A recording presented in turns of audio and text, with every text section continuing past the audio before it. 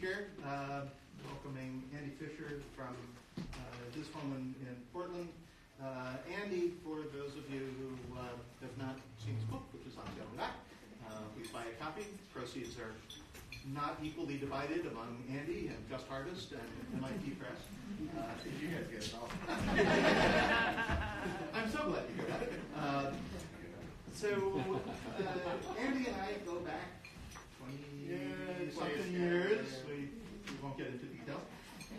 But in 1994, Andy was one of the founders of the Community Food Security Coalition, one of the first national organizations to bring together forces working on hunger, working on community food security, on food deserts before the term had even been coined, working on public health and nutrition, working from a variety of angles to address the community-facing need for everyone to know that our food supply was safe, secure, sustainable, and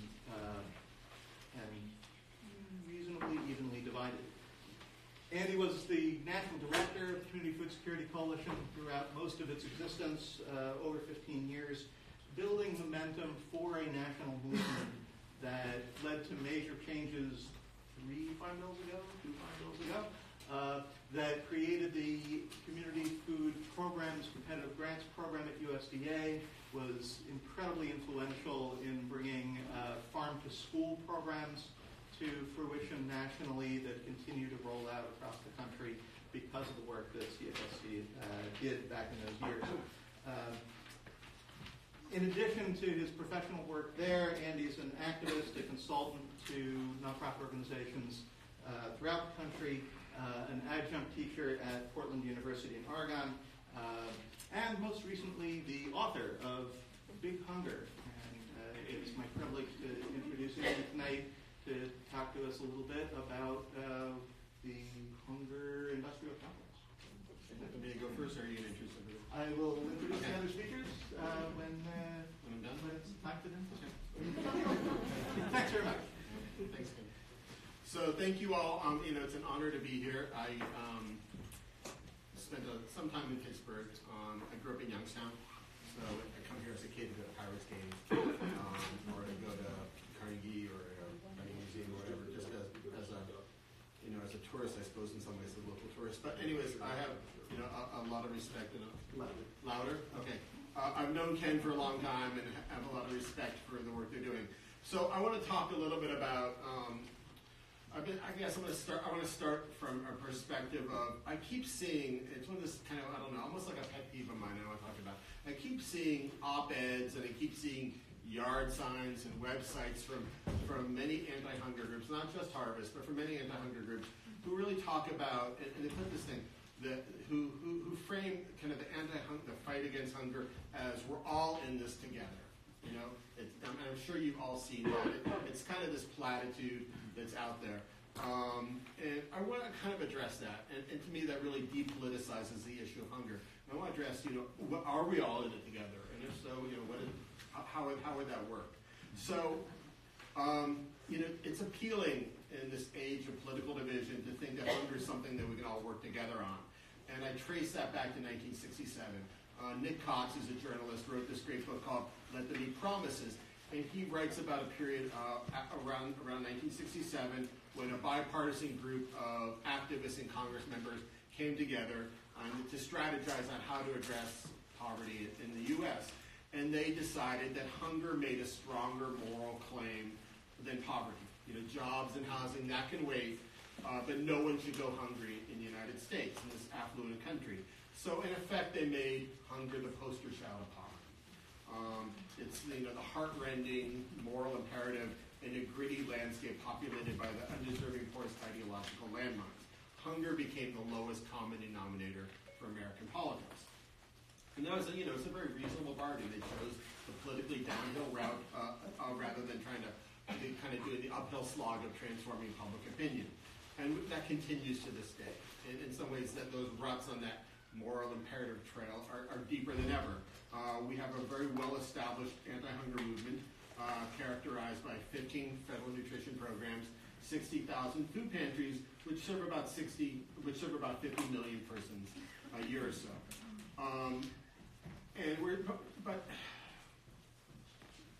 But when we talk about poverty, we realize that it's a broken brand.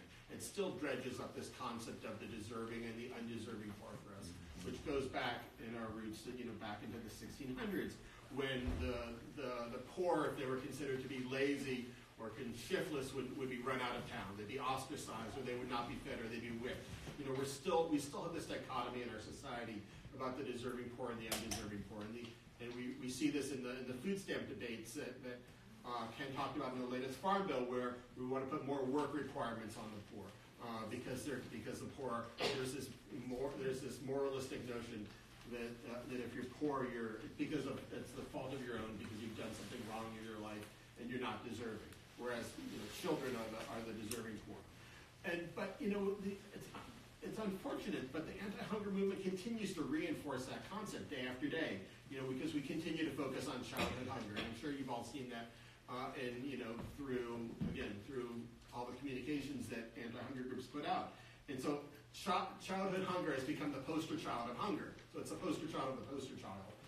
And in doing so, it sells everybody else down the river. But hunger is losing its universal immorality, or at least the strategies that we're using to combat it are losing their bipartisan consensus. Consensus has been evaporating around safety net programs for a while. In the last Farm Bill, the Republicans went so far as to take food stamps out of that Farm Bill in a draft. And this one, as Ken alluded to, Republicans and Democrats are at odds in the House over attempts to impose more work requirements, again, grounded in that undeserving poor conceptualization. But where there is consensus is around charity. Everyone loves food banks. The Republicans love it because it's a neoliberal strategy that for the most part takes anti-hunger efforts out of the government hand and puts them into the community hands and puts them in the corporate sector's basket. Democrats or liberals love it because it absolves them of guilt every time they write a check at Christmas. And to mix my metaphors, if the bygone paragon of cluelessness was Marie Antoinette saying, "Let them eat cake," we now have Ann Coulter essentially saying, "Let them eat surplus ding dong in the food pantry." So, food banks continue to embody that bipartisan consensus, but around what? While many food banks are moving upstream, they be positive forces in their communities around community development or economic development and job training and community gardening and addressing many issues along that route. And the Greater Pittsburgh Food Bank is one of those. At the food bank, I hold in high esteem for their thoughtfulness and for their efforts to address food access and sustainability. A lot of food banks in the country are really continuing to just promote a very superficial response to what is a systemic problem. You could call it a Band-Aid on cancer. So free food is good on a lot of different levels, but it is a temporary answer to what is a chronic problem. But hunger isn't the temporary emergency that we once thought it was back in the early 80s when food banks really started to take hold. Instead, it's a symptom of a system that generates ever-increasing inequalities and wealth inequality with every new tax cut for the rich. But what has been the response of many anti-hunger groups what's been the response of many of these anti-hunger groups to this widening income divide? And it's been pragmatism. And I completely understand that because people need to eat today.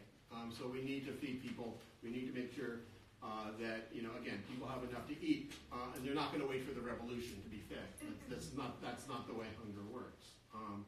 And it's a double-edged sword. That pragmatism, makes change, but it also opens the door for strategies that depoliticize hunger, that open the door for corporate participation that whitewashes the problem. And those strategies have been really successful. I mean, they've kept the lid tamped down on widespread starvation. If we didn't have charity, if we didn't have the SNAP program, if we didn't have federal food programs, we would be in a lot worse position than we are now. But I kind of wonder, is that the best we can hope for as a civilized nation, that we have to rely so much on food banking, that we have to rely so much on charity? And if you take a look at food insecurity rates, the USDA has been measuring those since 1995, and it's a measurement, if you're not familiar, kind of the methodology. It's an 18-question survey that asks people about their behaviors and their experiences related to whether they have enough food to last through the month. And 12% of the population in 1995 responded that they were food insecure. In 2016, it's about 12.3%. So we're not making progress over that time period. We're really just treading water. And why? Why is that happening? Because we have safety net cutbacks. Because the Republicans are trying to take $200 billion out of the SNAP program. But we also have stagnating wages, and we also have working conditions that aren't conducive to people getting full-time work. The minimum wage peaked in purchasing power in 1968. It would be over $18 an hour if it kept up with productivity. Here in Pennsylvania, I think it's the federal minimum wage, right? It's $7.25. So the poverty level for a family of two is $9.75. So you can be working full-time and still be under the poverty level. You can qualify for SNAP at $13.16 an hour. I think in Pennsylvania it's higher because you guys have a higher limit. But the point here is that the poor aren't just the elderly or the disabled or the homeless. It's the working poor. It's really changed who's coming to food banks and who's relying on SNAP. It's folks who can't get enough hours or who are working full-time. They're working at Walmart or they're working at a fast food restaurant or even at a grocery store, and they're not able to make ends meet because rents are too high, because healthcare is unaffordable, because childcare is unaffordable as well. So, again, having come from Youngstown, I was looking at the votes. I grew up in Trumbull County, which is just the county north of Youngstown. I literally grew up on the border between Youngstown and Trumbull County. And it's a county that has a big auto assembly plant and it used to have a lot of steel mills. It's a county that's always very, very blue, always voted blue. If you go back, I think the last time they voted for Republican was 1972, but they voted for Trump this go around. And in talking to folks in Warren when I was doing a talk there last week, I think part of it has to do with the economic insecurity that folks are feeling, because the kids that I went to school with, their parents were working in the steel mill and had a decent life, and you guys know this from Pittsburgh. I mean, I'm not telling you anything new. And the kids in my generation or their kids are not. Either they've abandoned the town or they're feeling economically insecure. And it's the same story here as in much of the Rust Belt. But the anti-hunger movement hasn't done enough, in my opinion. Hasn't gone beyond what I call a nutrition safety zone to address those issues of wages and even industrial policy or labor conditions. It hasn't aligned and instead it's aligning itself with corporate America. And food banks line up with corporate America to get the food, to get the cash, and national lobbying groups for the political power to protect. And they're doing good things on some level. They're protecting the SNAP program. The food industry is protecting the SNAP program from cutbacks. But there's again, it's a double-edged sword. $6 billion worth of soda is being sold to SNAP recipients every year. So again, going back to this, we're all in it together. I think it's nonsense. The right wing is trying to get the government to further abdicate its part in the social contract by slashing social safety net programs. Corporate America continues to exploit workers. It opposes increases in the minimum wage. It promotes regressive taxation. And while it's doing so, it's hiding behind this veneer of self-interested philanthropy, claiming to be a hunger fighter rather than a hunger causer. And the clearest example of that is Walmart. Walmart's the single largest redeemer of SNAP. In 2014 was the last numbers that I've seen. 18% of SNAP, of food stamp benefits, went to Walmart, about $13 billion. 18% or $13 billion, yes. And you see that, across the board that the grocery industry is very dependent on the SNAP program. And you see cutbacks, or you see proposed cutbacks, stocks in, like, for example, dollar stores start to drop. But Walmart is also the largest donor to not just food banks, but also SNAP outreach efforts. Which SNAP. I'm not going to tell you SNAP outreach is a bad thing, because every person who is eligible for SNAP should be able to get on the program, who wants to be on the program. But for every person that Walmart helps to get on SNAP, again, 18% of those benefits are going into their coffers. So it's become a very cost-effective way for them to boost their sales. And also, Walmart is is gaming the system. Walmart pays low wages and then encourages its workers to go into SNAP, to go into food banks, while it's providing funding to food banks and to other organizations and getting earned media for those donations. But Walmart doesn't have any loyalty to the communities in which you're located. I was just in Morgantown, Virginia last week and talking to some academics at West Virginia University. They were telling me the story of McDowell County, which I guess is in the far southern end of the state, coal country. And a Walmart came in about a dozen years ago, killed all the local grocery stores, ran them out of business essentially, sucked up a lot of SNAP money because they're a very poor county. And now recently they've decided to close shop, that it's not profitable enough, and they've left the county without a grocery store. So there's not loyalty, there's not regulation to keep them in. So I guess I've been pointing out all the problems and pointing out some of the issues and the controversies. So the question is, where do we go with this? What are the solutions? So again, I just want to encourage anti-hunger groups to get outside their nutrition safety zone and policy advocacy, and that's one reason why I'm here. I think Just Harvest is a leader in that field. Has been over the years has been very committed to working with labor, to working with community development groups, and working not just on nutrition programs, but on housing, on universal health care, on wages, on labor policies.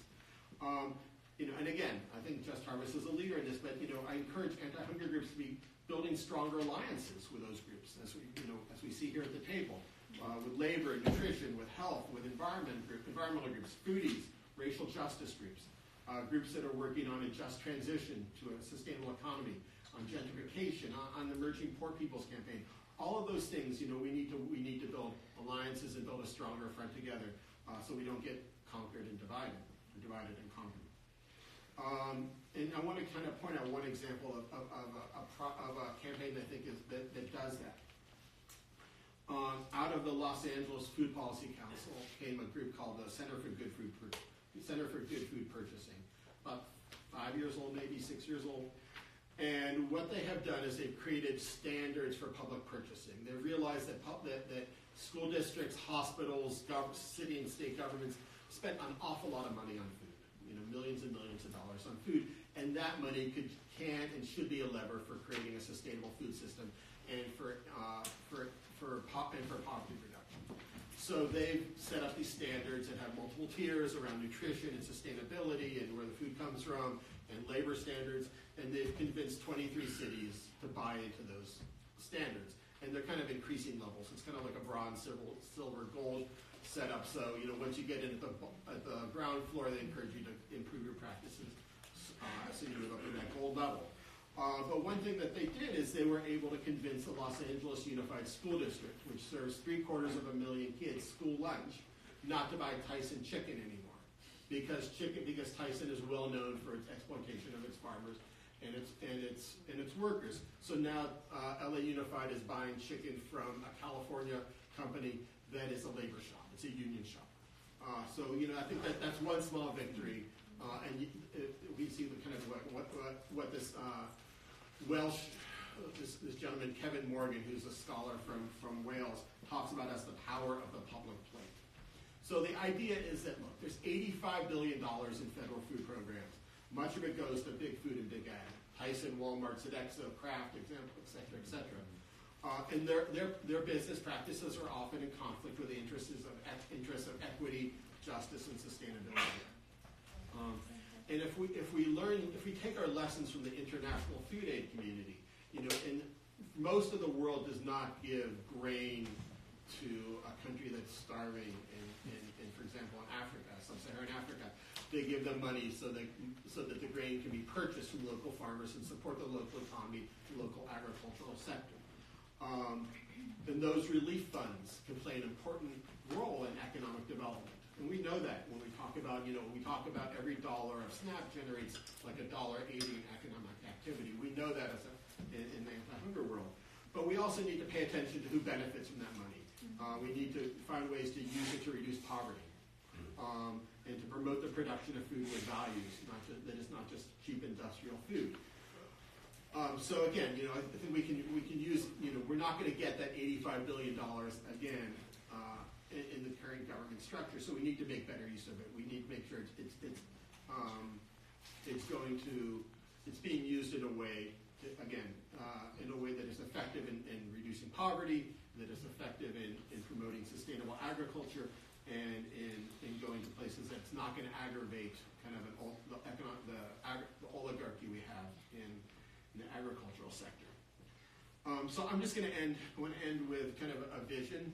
You know, I really think that the anti-hunger field needs a new vision for where and what it should be doing. It shouldn't just be about giving food. It shouldn't just be about charity. It should be about a number of different things. It should be about diversifying leadership. All too often, the leadership of anti-hunger groups, especially as you get to the national level, tend to be white, male, and middle class, not people with lived experience of food insecurity. I believe that if those folks were in the leadership, the work of the anti-hunger field will be very different than it is now. We need to use, as I said, we need to use those programs to generate wealth and sustainability. We need to be focusing on health promotion through both, you know, as we see, for example, we've seen food banks that are distributing more and more produce and cutting out the candy and the soda that they're distributing. I think anti-hunger work should also be about fundamentally promoting local economies.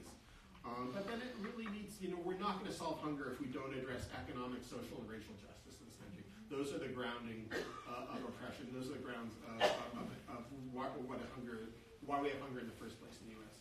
And then finally, getting into corporate behavior. You know, corporate social responsibility begins at home. You know, charity's great, philanthropy is wonderful, but I think of a supermarket in my hometown in Portland that has always been very charitable, very community oriented, but is moving towards is cut back its charitable giving, unfortunately for those of us in the nonprofit world, but it's moving that money into increasing the wages of its workers. So it's now paying a minimum of $13 an hour. So I think that kind of activity is laudable. As I don't want to say as an alternative, but also as a direction that corporations need to be moving. So I will leave it with that and let my panelists, my colleagues have a.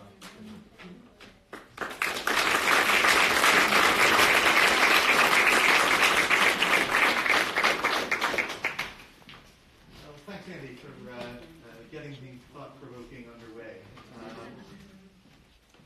Part of what it takes to bring that kind of vision that Andy just talked about to reality is the work of building real political power.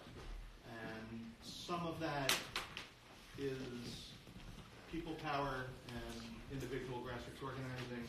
Some of it is political strategy and outsmarting the other side. Some of it is nitty-gritty, day-to-day, sticking around the offices of elected officials, making business of ourselves. We are privileged to have a skilled master of all three of those elements of the picture of making real political change. With us tonight, Nikki Liu is the Pennsylvania State Director for the State Innovation Exchange. For those of you unfamiliar, the State Innovation Exchange is a national resource and strategy center working to build momentum for progressive policy change at the state legislative level in states across the country. Those of you who've heard of ALEC, the right-wing resource and strategy center for pushing state legislators to the right on a number of policy initiatives that's been tremendously influential in the State House in Harrisburg and elsewhere. The State Innovation Exchange is the left-wing alternative, the rival, the progressive voice implementing that same kind of strategy in state houses from Harrisburg to across the country. Nikki previously was the political director for Service Employees Union, Local 32DJ here in town. Is on the board of the Women and Girls Foundation here in Pittsburgh and on the board of Emerge Pennsylvania. And we're very glad to have her here talk to us about political strategy, about power building, and about what it's going to take to bring that vision to reality. Hi, thank you. Thank you, Ken, for that introduction. So, as Ken said, my name is Nikki Liu, and I'm the Pennsylvania State Director for the State Innovation Exchange, which is a national resource center scaling up here in PA this year. So I think I could go in many different directions because I think that Andrew touched notion of, low wages being low on purpose, and the idea that, we're actually here because we're actually in this place where wages are super low in Pennsylvania, and the cost of food is going up intentionally, because corporations and politicians have put us here. So I want to unpack that a little bit and just go back a little bit toward Pittsburgh's history, right? So the steel jobs that have made this town what it is today were not good jobs, actually, until the workers decided to fight for them. And a lot of us are familiar with that story, right?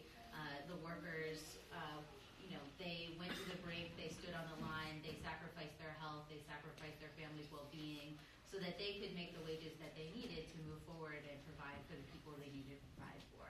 That same fight is actually still happening today, except that fight happening in the industrial sector is now happening in our service sector. Our economy is now being driven by services, and as a result, the jobs that would have normally held people up and been able to support people's families need to be the same good jobs that the steel jobs were however many years ago when we were an industrialized nation. Now we're a service nation. Our economy is driven by purchasing power. Our economy is driven by services, both professional and commercial, right? Or consumer driven, right? So the person who flips your hamburger, the person who cleans your building at night, the person who serves as the security guard at the desk, the person who takes your blood that's not a nurse but might be a medical technician in a hospital, right? These are services that every day are driving our economy and driving the way that we live our lives, but those jobs are not good jobs. Only a small percentage of them are. For example, of the almost 2.5 million members in the Service Employees International Union, only 6% of those are private sector workers, janitors, security guards, food service workers, etc. Because the industry has been specifically set up from the time that those workers had power to the way that it is now to put multiple layers of corporate human beings in between the workers and the people who actually own the place that they work, right? Subcontractors. Those are Sodexos of the world, right? And as a result, our economy has changed. Exactly to Andrew's point, the jobs that would normally be supporting middle-class family jobs are no longer middle-class family jobs. And even though workers are fighting in many, many places, Pittsburgh being one of the epicenters of the way that service workers are fighting every day, getting in the streets, going on strike, going to city council and testifying and taking direct action. It's not working in a lot of places because systemically, state legislators specifically have put in place policies and procedures that are limiting the ability of workers to fight back. That's not only true for workers, that's true of local governments who want to be progressive and want to put good policies in place to protect working people. That's true of grocery stores, and it's true of hospitals, right? So what we actually see at the state level, and part of the reason why SIX is working as hard as it is to do what it's doing and to move, defend, and push progressive policies across this country at the state level, is because that's actually where we are getting crushed. In Pennsylvania, $100 million gets handed down from the federal government to the state legislator, and they get to decide how it gets divvied up. And instead of putting it toward services that we actually need, they cut those and give tax breaks and claim that we have surpluses in certain budget line items. Not true, right? Because in reality what happens is public education is being systematically and systemically defunded, forcing schools to go into privatization. Worker benefits and wages are systematically being held down because the state legislator has preempted every city in the state except for Philadelphia from raising the minimum wage, especially even here in Pittsburgh. And now there are preemption bills on the floor in the House right now to preempt cities like Philadelphia and the city of Pittsburgh from passing any labor laws because we've seen marginal gains in decreasing decline over the last couple of years. Namely, the city of Pittsburgh passed a paid sick days ordinance to provide paid sick days to workers. Well, it's tied up in litigation, and now there's a preemption bill in the House scheduled for a hearing in the Judiciary Committee on May 24th, to preempt retroactively all labor regulation policies, from fair scheduling to paid sick days to paid family leave.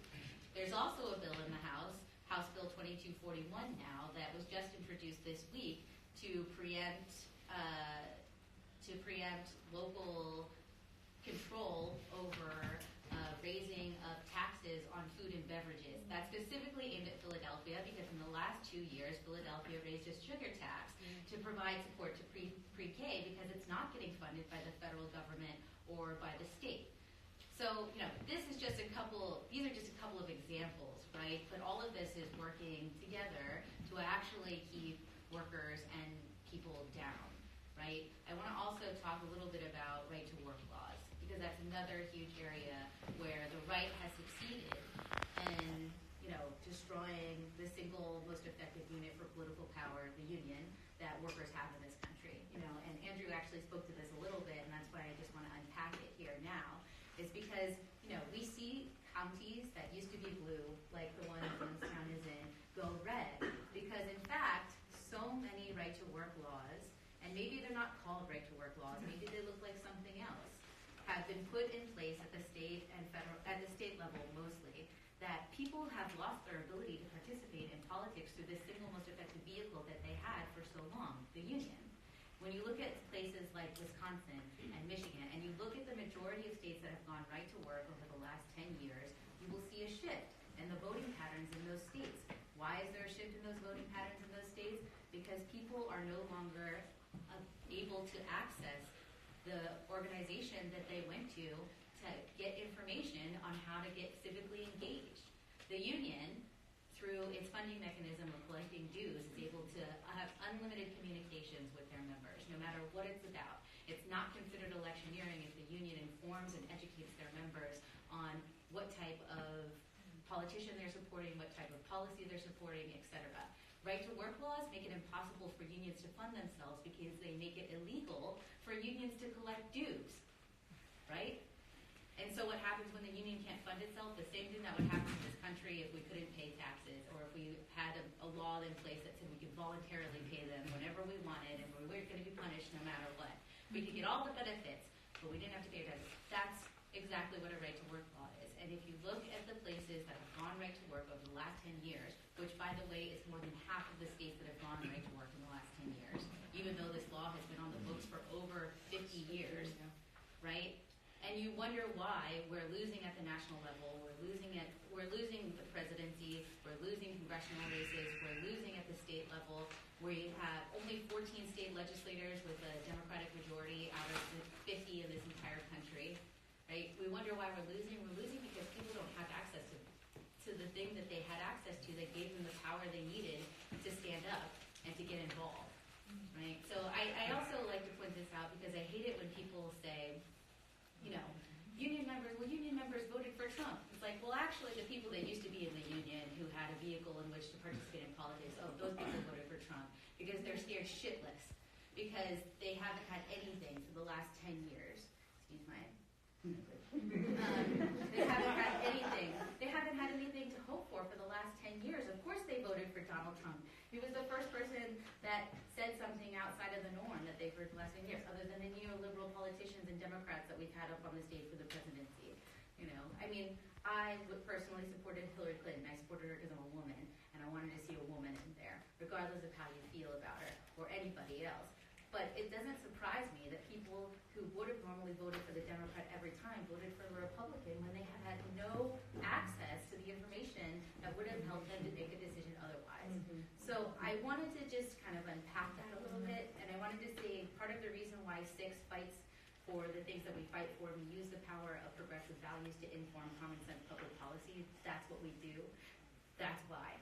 Because this is the world that we're living in, and somebody else on the other side has been thinking about how to wake up every day and do that. And we're behind. And we're behind because we're afraid of the word union. We're behind because we're afraid of the word we're afraid of the words racial justice and environmental racism and Black Lives Matter. But that's, hopefully going to change this year, and we'll be able to make real gains.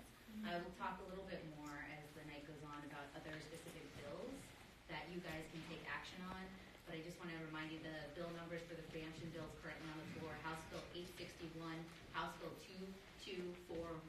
Those are the preemption bills currently on the floor coming up for hearings. If they pass out of the committee hearing, of which Democrats are only getting one public speaker because Republicans control the committees in our state legislature, and they're going to have 12 speakers, right? So that's a comparison. That's why I say it's systemic, right? You can use your power to call your legislator today, or you can use your power to help other people get educated on who their legislator is and call their legislator to say no to it.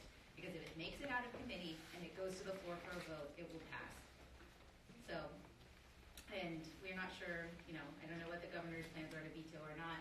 I would assume that he would veto this because it's an anti-labor bill, but your voice matters. So,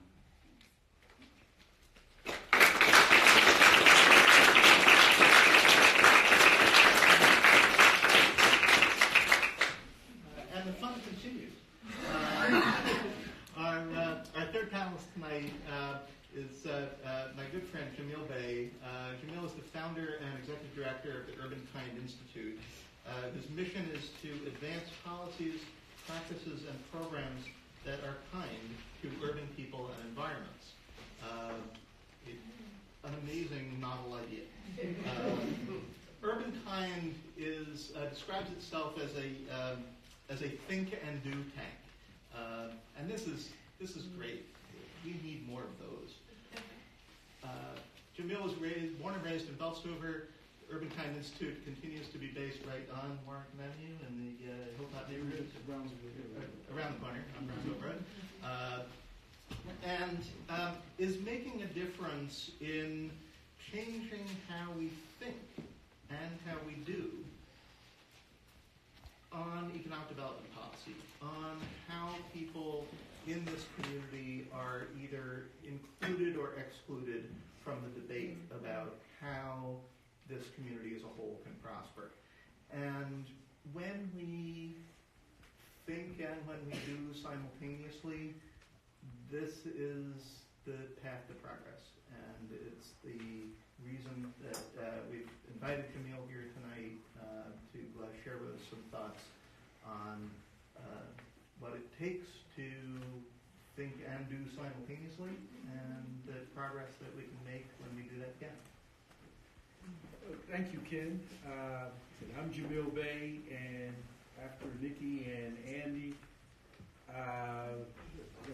I'm going to do the fun part.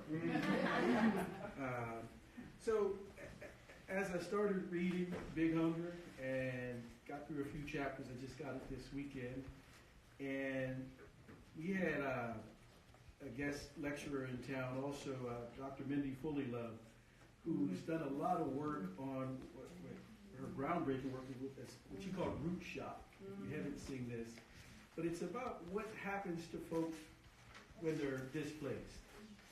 And, sort of like a plant that you pull out of the ground and put it somewhere else. It takes a while. And we're looking at how, in this bigger picture, how we have been displaced.